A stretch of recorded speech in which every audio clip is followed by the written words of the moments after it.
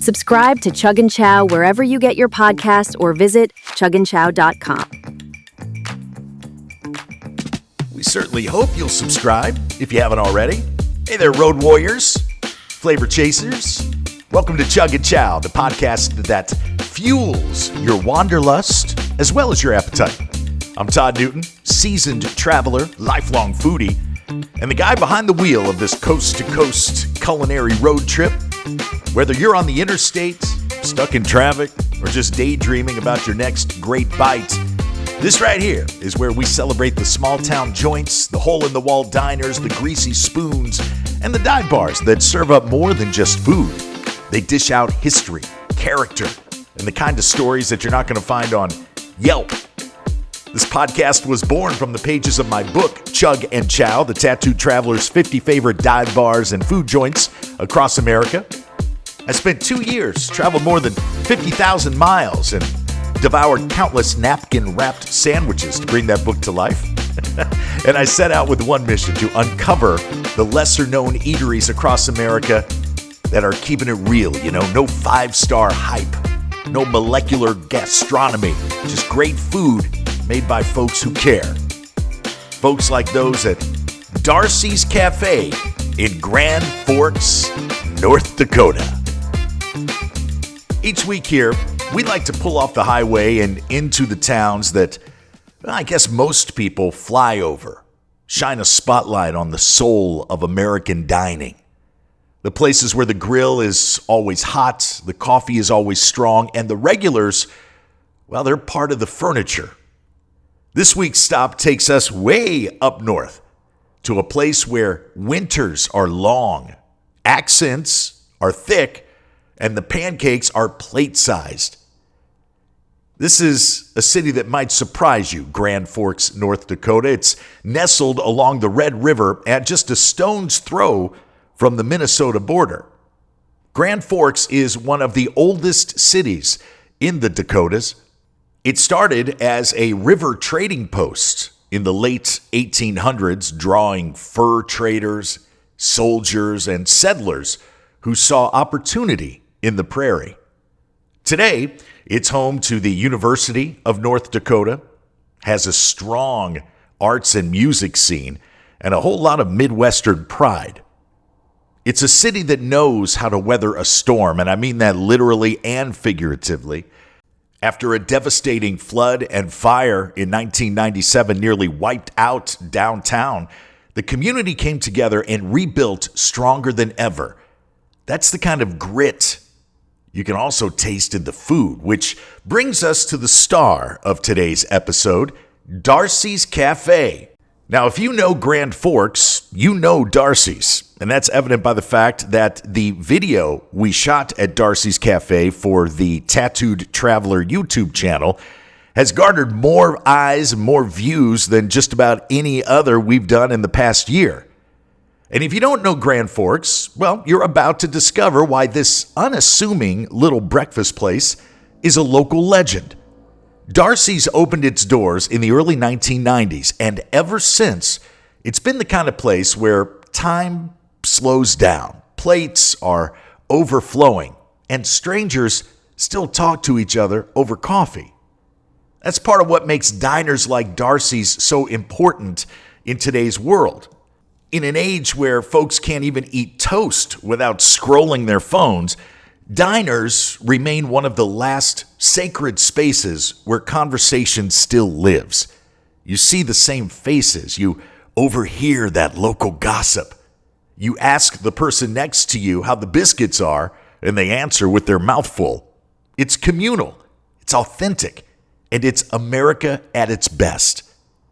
And let's talk about breakfast for a moment. Americans love breakfast, maybe more than any other meal of the day. Why? Well, because it's comforting. It's nostalgic.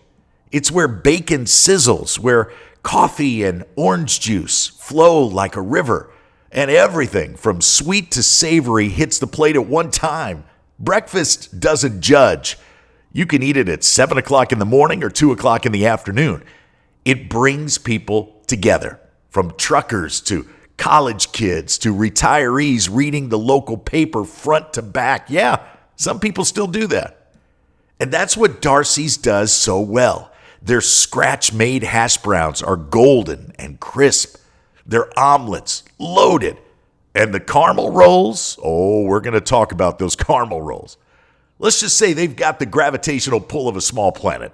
Michelle, we could call her Mick Hajicek, runs this place with hard work, heart, and a whole lot of butter. Darcy's Café is the kind of place where you don't just eat, it's where you belong. Mick, I welcome you to CHUG CHOW, and let me just say for the record, and in front of everyone here, the caramel roll at Darcy's Café, I will forever be a fan. Well, that's good. I'm glad that you enjoyed that. Yes, we sell lots of those. What's the secret to your caramel roll? Because as the sign hanging in your restaurant says, it's about as good as grandma would make those things. Right. So there's we don't actually make the dough. We make the caramel sauce. So there's 3 different sizes. You can get a smaller size, but I think that ours are probably the biggest in town, or probably where you can get them. There is one more bigger size than that, but most people, if they order a caramel roll, they can't even finish their meal. Right. Well, you don't want to leave anything behind. It would, as my nana would say, it would be a culinary crime to leave even a crumb on that plate. And can we also shine a light on the North Dakota accent? I don't get nearly enough of that in my life. So, Mick, based on the research I was able to do, and from what I gathered when I was there at your cafe, the place opened originally in the 60s and used to be an old gas station / convenience store / truck stop, a much smaller scale truck stop compared to what we're used to today. Can you take us a little deeper into the background of the cafe? So I maybe know just a little bit more than you know. That is something that I need to take the time to do some research. So I know it was back in the 60s, and I think the original name of it was called Lofts. And then that's when it was the truck stop and then the actual restaurant. So where the barber shop is now, that I think was actually the truck stop convenience store. Then the Fonders took over, and then that's when Darcy's came about, called Darcy's Café. So it was the Fonder family that started that.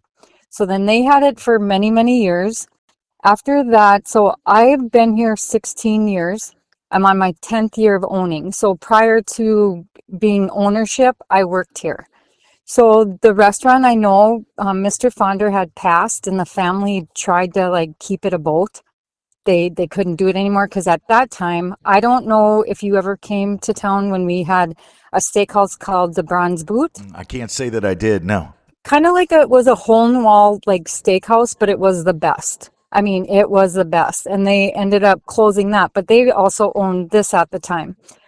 So then Paul Murphy had taken it over, which is a family. We kind of knew him a long time. And he was just kind of he called me, he's like, Mick, would you ever be interested in coming to work for me? Well, at that time I took a break from this because I've been doing it for 40 years. And so I did daycare. My daughter was getting old. I'm like, okay, I'll come. So I came and I worked here, and then his wife got sick. The guy didn't want to do it anymore. And so he called me and he said, hey, would you ever want to just take over? And I'm like, sure. Because I was the manager anyways, making the money, doing the business, because I'm very well known in town because I've done this my whole life. So I've managed everywhere. So that was the history. In 2015, we took over, and this is where we are. Well, happy 10-year anniversary. That's incredible. Thank you. And Thank you. I discovered in my research that you and I have something in common. We are both very, very close, very tight with our ex-spouses. Yes. And I guess that's more rare than we sometimes realize, because I don't know about you, but I get people coming up to me rather frequently saying, you and your ex-wife, you guys, we've been divorced 15 years. You guys get along better than most married couples I know. Yes. So, yes. And now I'll tell you the backstory on that. So Tim and I have we've been divorced. Caitlin, our daughter, works here with us too. So it's a family business. So Tim and I own it together. But at that time, he was actually a beer salesman for McKinnon. So he actually still worked there. So he's been full time here now, I think going on his maybe fourth year, because he just decided, you know what, I just need to be part of the business because we kept on getting busier and busier. But at the time I had the opportunity, he was always the first person I'd call. Yeah. Hey, this was offered to me. What do you think? And he'd never been in the restaurant industry. So when I brought it up to him, he's like, oh, I think that'd be a good idea. He goes, maybe I would like to do something too, because we talked about doing something for Caitlin in the future. She's our only kid. And I'm like, okay. I said, well, you let me know, you think about it. He goes, okay, I'll let you know tomorrow. It wasn't even like 2 hours. And he calls me, I think we should do it. I'm like, okay. So we did. And that, he's a hard worker like I am. So it's like we maybe get one day off a month. So we rotate every other Wednesday. I used to be out front more. Now I'm in the back. Never in my life would I ever thought I'd be a line cook. Yeah. And now I'm a line cook just because this industry is not very fun anymore. It's hard. Yeah. Nobody wants to work. And well, like most of the important and most rewarding things in life, whether it's parenthood or owning your own business, it doesn't come with a manual. There's no how-to guide on how to run a restaurant. You kind of feel your way through it, I would imagine. But while we're talking about our strong relationships with our ex-spouses, sometimes I take it for granted, but more times than not, I'm really grateful for the communication and the special bond that we have. To use a Godfather or Sopranos reference, she's my consigliere. She always has been. She's my Silvio to Tony Soprano, I guess you could say.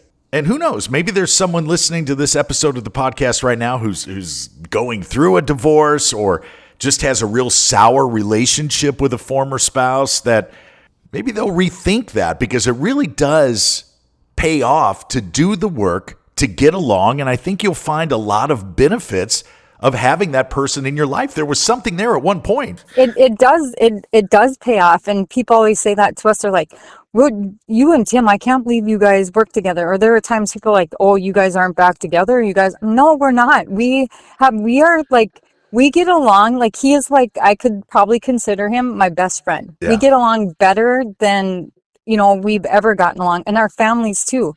I mean, there are many years we just spent holidays together too with Caitlin, because it's about the kids. Right. Just because we couldn't be married doesn't mean you have to make that part of the family suffer. That's right. Yeah. Yep. Let's switch back, if we could, to the restaurant. As much as I love talking about love and relationships and family, the inside of Darcy's Café is very homey. It is very authentic. You walk in, and there's probably going to be a few people waiting in line to be seated. You see that horseshoe-shaped counter, tables along the walls. But more importantly, as I mentioned earlier, you see people talking to each other. You see people laughing together. If there is one, Mick, what's the secret ingredient to creating that type of atmosphere each and every day? You know what? And I'm probably going to get choked up on this, because I always tell people, you know what? I've done this for a long time, and I honestly can say, like, the customers that we have are like very caring, and like just caring customers. They care. They're not, you get your few that are not very nice, and but that overrides, the nice people override the people that are just miserable. And there are people that are just miserable. But here I just say that it doesn't matter if we have regulars, because we do have regulars that come in every day, 3-4 times a week. And we also have new faces every single day. But our regulars that are there are just the people, because they're friendly, they start up a conversation. So, if you're somebody that is traveling alone, or a woman coming into a place alone, and I see a lot of women coming into my cafe by themselves, that right there makes you know that, I'm comfortable coming in there, because you will make a friend. I even say my mom, I lost my dad 2 years ago. My mom and dad were like inseparable. My mom didn't do a whole lot of things, and she'll come in here by herself. And one day she sat down, and one of our older gentleman customers, they struck up a conversation, and she ended up being here 2 hours. Like, she left here, she texted me, she goes, "Oh my God, that gentleman was so nice. I enjoyed his conversation." But we have a lot of older gentlemen and older people that come in, and I think they're lonely, and they come in just to get conversation, and you see that, and it just makes my heart so happy. Yeah. And then the Holyfield, the horseshoe, I just think that it's easier to talk to people. Like, if you were to come in conversation, everybody sees what you're ordering. Well, what is that? That looks really good. They tell you, well, that person orders. So it just is like, we have a homey feel all the time, and the girls can conversate with their customers more, I feel. When you're big, sometimes going big is not good. Right. Where we can like sit and conversate with our customers. You have time to make a conversation even though it's busy. Well, by the way, that's exactly how I was introduced to the Darcy's Café caramel roll. I sat down, I'm looking at the menu, and I turned to the young couple to my right, and I said, "Hey, what's good here?" And before I even got the question out, they said, "Caramel roll." And they weren't wrong. Last question, Mick, because I know you have a tea time. You're going to hit the golf course here in just a moment. That's okay. The word around Grand Forks there, and I don't know if you as the business owner are aware of this, but they say if you want to get a table or a seat at the counter at Darcy's Café, you have to get there after the farmers have had their breakfast and before the college students arrive. There's a little gap there. Is that accurate? You know what? That used to be kind of the formula. Now, you know what? I don't even know what to tell you. Because we, like, in the summertime, everybody else, because we're lake country, everybody has a lake cabin. Everybody goes to the lake. So the bars, kind of slow down. We don't. We've had a crazy summer so far. I always tell people when they say, "Well, what's the best time to come?" I said, we open at 6:30. I said, if you can get here between 6:30 and 8, I said, you'll do good. I said, then we have a little lull between 8 and 8:30. And I said, once 8:30 comes, it's like the floodgates have opened in town and everybody comes in. So that's like summer. And during the weekends when college is back in town, it's like Saturdays, we open at 7, Saturday and Sunday. At 7 o'clock on a Saturday, we probably have a line waiting to come in. So we could fill up in like 5 minutes. So when we normally stay on a 20 to sometimes an hour 15 wait the whole time we're open. So yeah, you just got to take your chance. But I think it's gotten to the point where people know that now. And they know that a lot of people will go and try somewhere else in town, and they'll come back to me in a week or 2 weeks now, like, you know what, we will just wait. We won't go to that other place because there's no comparison. People always ask me, what's your competition? I said, you know what? We have no competition in town because we do things differently. And we do. We make everything homemade. We make it fresh. I mean, we have a little place, but we have 2 line cooks usually, and then a prep person every single day. So we prep our stuff every single day. So everything's fresh and homemade. Yeah. And you know that menu better than anyone. What's your go-to item? Do you have a favorite?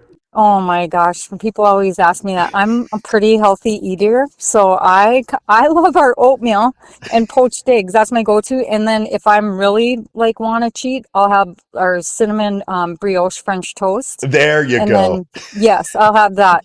But you know what? I am going to say that when you take pride in what you do, and you have staff that takes pride in what you do, there's no room for failure. And that's what we are very lucky that, because I'm picky about who I have up front, but I know that each and every one of my staff members take pride in what they do, and they know that they're like family to us, and we take care of them. It's about your workers and being family and looking out for one another. But I couldn't ask for better employees and just what I have going. I mean, I would have never thought in a million years that this is where I'm at. You know what, Mick? I can hear it in your voice. The entire community tastes it in every bite they take at your restaurant. You have struck gold. North Dakota, Grand Forks has struck gold just by having you there. And it's that love and that passion, that attention, that appreciation for not only your employees, but for your customers that has made Darcy's Café so special for so long. 10 years and still going strong, if not stronger than ever. Darcy's Café ND.com. Darcy's Café ND, as in North Dakota.com, is where you can go to see the entire menu. You can get all of the hours and learn more about Mick and the incredible gang there. I can't wait to swing back through Grand Forks to see you, to see Tim, to sit at that counter and enjoy one of those caramel rolls. I'm going to save my cheat days for that. Thank you, Mick. Thank you, Todd. I appreciate that. You got it. And look forward to seeing you again. Ditto. Thanks, Mick. That will do it for this episode of Chug Chow. I want to thank you for pulling up a seat with us at Darcy's Café. If you enjoyed the ride, be sure to subscribe to the podcast so you never miss a bite, and share it with your fellow food lovers, your fellow road trippers, and diner devotees. Word of mouth keeps this journey rolling. And if you're hungry for more stories like Darcy's, be sure to order your copy of my book, Chug and Chow. It's available on Amazon and at chugandchow.com. Remember that for every copy of the book sold, we are able to provide 10 meals to families experiencing food insecurity. That's thanks to our cherished partnerships with food banks across the country. They mean a lot to us. chugandchow.com for more information. Remember to support these small character-filled establishments. Places like Darcy's, they serve a lot more than food. They serve tradition and a much-needed break from the noise. When you spend your money at a spot like that, you're keeping history alive, helping the good stuff stick around. So eat local, tip well, and never pass up a place with a full parking lot and a neon open sign, all right? I'm Todd Newton. Until we meet again a little further on down that road, travel safely. Chug and Chow is produced by the host with the most LLC. All rights reserved.